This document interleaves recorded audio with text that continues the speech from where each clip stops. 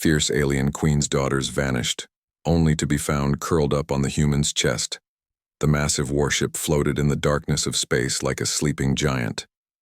Queen Zara stood on the bridge with her hands clenched into fists. Her daughters had been missing for 3 days now, and nobody could find them anywhere on the ship. Zara was the leader of the most feared warrior race in the galaxy.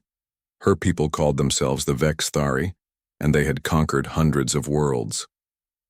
The queen stood 8 feet tall with dark blue skin that gleamed like metal.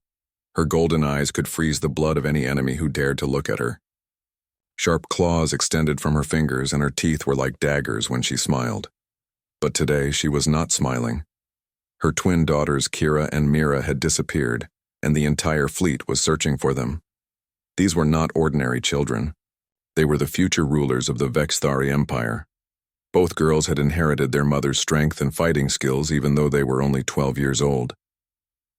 Captain Lisa Brooks watched the alien queen pace back and forth on the bridge. Lisa was the only human aboard the massive ship. She had been captured during a battle 6 months ago, but instead of being killed, she had been kept as a prisoner. The Vexthari found humans interesting because they were so different from other species. Lisa was 28 years old with brown hair and green eyes. She was small compared to the aliens around her, but she had proven herself to be clever and useful. The queen had grown to respect her human prisoner and sometimes asked for her advice. Now Queen Zara turned to Lisa with desperate eyes. The alien queen's voice was deep and threatening when she spoke. "Human, you know this ship better than most of my warriors now. Where could my daughters be hiding? We have searched every room and every corridor, but they are nowhere to be found." Lisa thought carefully before answering. She had noticed that the alien children were curious about human customs and behavior. During her time on the ship, the twins had often asked her questions about Earth and human families. "Your Majesty, maybe they are not hiding in the obvious places. Children sometimes find comfort in unexpected spaces when they are scared or upset. Have you checked the storage areas near the human quarters?" Queen Zara's eyes flashed with anger. "My daughters are not scared. They are warriors. They do not hide like frightened animals." But Lisa could see the fear behind the queen's fierce expression. Even alien mothers worried about their children. She decided to speak more gently. "I did not mean to insult them, Your Majesty. I only thought that maybe they found somewhere that felt safe to them. Something different from the rest of the ship." The alien queen stared at Lisa for a long moment. Then she nodded slowly. "Show me these places, human. If you are wasting my time, you will regret it." Lisa led the way through the metal corridors of the warship. The other Vexthari warriors they passed looked worried and afraid.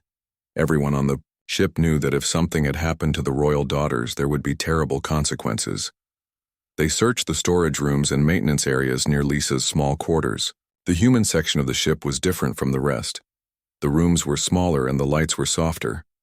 Lisa had been allowed to make some changes to make the space more comfortable for human needs. After an hour of searching, they still had found nothing. Queen Zara was becoming more frustrated and dangerous. Her claws kept extending and retracting as she fought to control her emotions. "This is useless," she growled. "We are wasting time while my daughters could be in danger." Lisa was about to give up when she heard a very soft sound. It was barely noticeable, but her human ears caught it. She held up her hand to signal for quiet. "Wait, do you hear that?" Queen Zara listened but heard nothing. Her alien hearing was different from human hearing.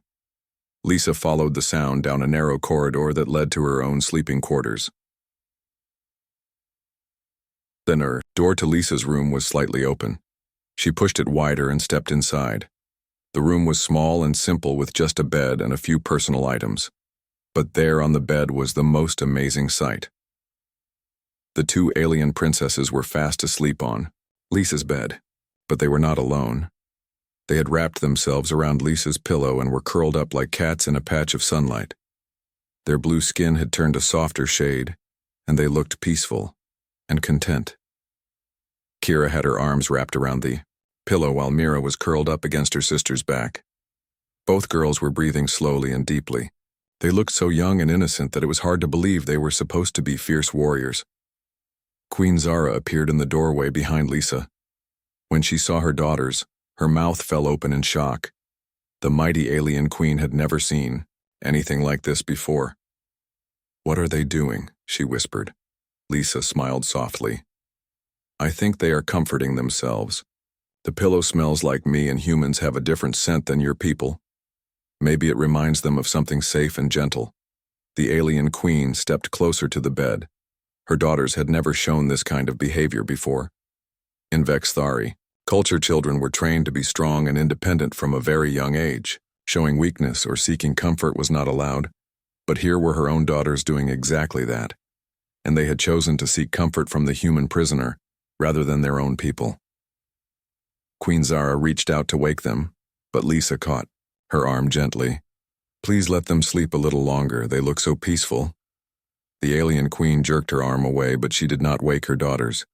Instead, she stood there watching them with a confused expression on her face. "I do not understand this," Zara said quietly. "They are warriors.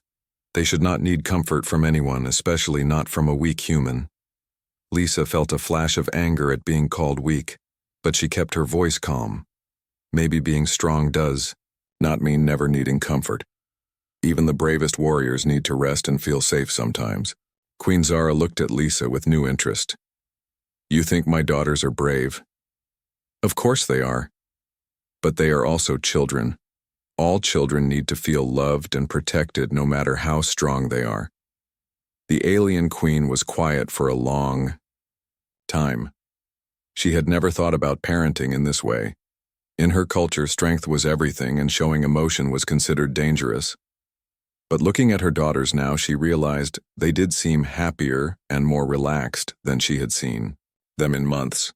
The constant pressure to be perfect warriors had been taking its toll on them. Slowly, Queen Zara sat down on the edge of the bed. The movement woke Kira, who opened her golden eyes and looked up at her mother. For a moment, the girl looked scared, as if she expected to be punished. "Mother, we were just—" Kira started to say. "Shh," Queen Zara said softly. "It is all right, little one." Mira woke up too, and both girls sat up on the bed looking worried. They glanced between their mother and Lisa as if trying to figure out how much trouble they were in.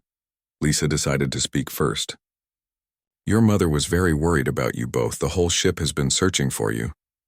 "We did not mean to cause trouble," Mira said in a small voice. "We just wanted to understand why the human smells different and why her sleeping place feels so calm." Queen Zara looked surprised. "You came here to study the human?" "Yes," Kira nodded. "We have been watching her, and she is not like the other prisoners we have taken. She does not seem afraid all the time, and she has a different way of moving and speaking. We wanted to understand what makes humans different," Mira added. "So we came to her room to investigate." "And then what happened?" their mother asked. The twins looked at each other before Kira answered.